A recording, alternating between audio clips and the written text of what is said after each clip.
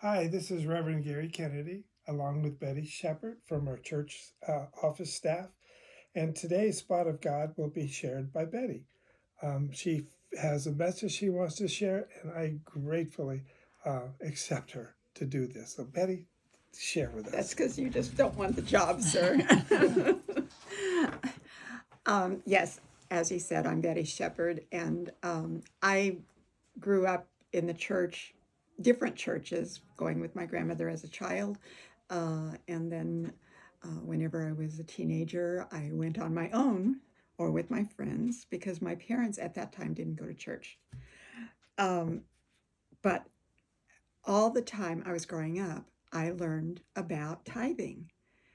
And it was just a matter of fact being taught by everybody that I knew.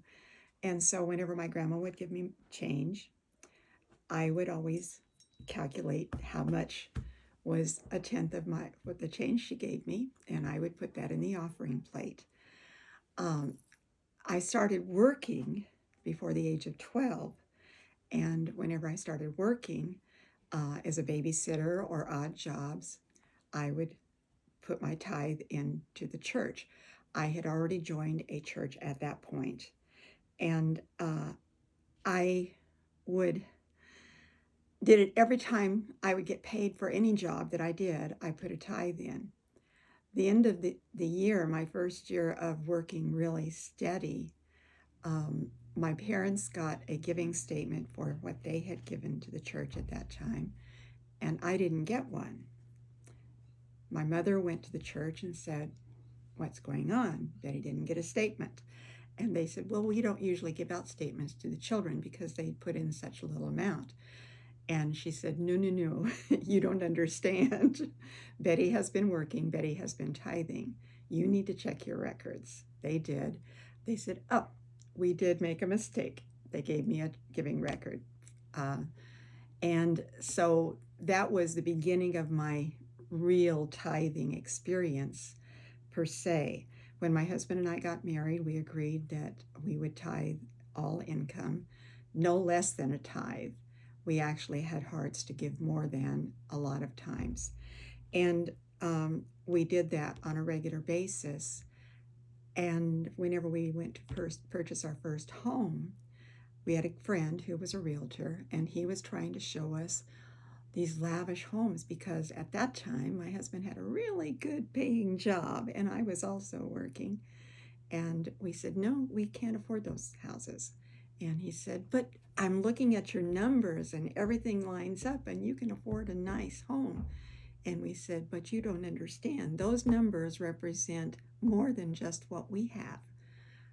Part of that money belongs to God, and it's not ours to spend." And he said, "You've got to be kidding." And I said, "No, that's not kidding. That's what we're supposed to be doing."